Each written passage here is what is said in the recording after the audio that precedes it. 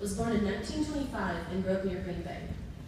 In December of his sophomore year in 1941, the Japanese launched a surprise attack on the U.S. Pacific Fleet at Pearl Harbor. After the bombing, the youth of America felt a massive surge of patriotism, wanting to defend their country after what the Japanese had done. My grandpa wanted to join the fight, but he had a problem. Not only was he colorblind, but he also wore glasses, which at the time would have disqualified him from serving in the United States Navy. Grandpa refused to let that stand in his way. At the first physical exam in Milwaukee, my grandpa made sure he stood in line right behind his best friend Herb while they went through the eye test. Many of you know that at an eye test, the doctors ask you to read rows of letters. To test for color blindness, you look at a different series of charts. Now, Grandpa knew this was coming, so he told his friend to shout out the numbers on the charts ahead of him in line, and Grandpa would memorize what he said. Believe it or not, that actually worked, so Grandpa thought he beat the system. But there were more doctors and tests later on at the Great Lakes Navy base. At a second eye test, the doctor realized Grandpa's eyes were terrible, and he was colorblind. The doctor told him he couldn't be in the Navy, so Grandpa then began to tug at his heartstrings, telling the doctor how his mother didn't want him to join the Army and hoped that the Navy would provide a less fatal alternative to other branches of the armed forces. Even though Grandpa's eyes didn't make the cut and the doctor knew it, the kind doctor allowed him into the Navy. Eventually, after months of training at different bases in the U.S., Grandpa became the only sailor with glasses on the USS Saratoga, a large aircraft carrier with a crew of over 2,700 men. His carrier sailed the Pacific Ocean, using its aircraft to support combat operations against the Japanese throughout World War II, with major battles in the Marshall Islands, Tarawa, Java, Sumatra, and Iwo Jima. Grandpa's job on the carrier was playing the trumpet in the ship's band. All capital ships, heavy cruisers, battleships, and aircraft carriers had bands. He also worked as a clerk for the ship's chaplain.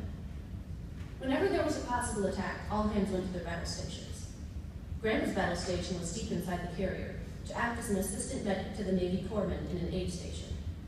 He felt very useless and wanted to fight, so he asked if he could volunteer for an above-deck battle station. The only position open to volunteers was a Quad 40 anti-aircraft gun. Initially, his superior officer kept refusing his request, saying that all the guns were already completely manned, and besides, he already had a battle station. But then, one of the men assigned to a Quad 40 said he didn't want to man the gun anymore, so Grandpa became a first loader on a Quad 40 anti-aircraft gun. This was a very exposed location on the ship, because there was no protective armor around the gun mount. In late February 1945, during the invasion of Iwo Jima, 5 kamikaze planes broke through the defenses to attack the USS Saratoga. One of them drove straight at his gun, and a last-second hit severed the Japanese wing, causing it to barely miss Grandpa, exploding into the side of the Saratoga just below his position, hitting him with wreckage. God was watching over Grandpa that day, as dozens of men were killed mere feet away from his battle station. Grandpa spent the entire war on the USS Saratoga. After the Japanese surrendered, he came home, attended and graduated from UW-Madison, and became a high school music teacher in San Diego, California. There, he and my grandmother began their family of 4 children, including my dad and my Aunt Sheila, who are both here today. In 1964, they moved back to Wisconsin, and Grandpa became the music director at the University of Wisconsin in Wausau, where he taught band, music appreciation, and choir for nearly 30 years. Grandpa loves to play the trumpet and still volunteers in multiple bands, including the Wisconsin 1st Brigade Civil War Band. For the last 22 years, Grandpa has volunteered in the American Legion to play taps at veterans' funerals. Up to date, he's played over 2,500 times. Would you all join me in thanking my grandpa for his service to our country and for honoring our veterans?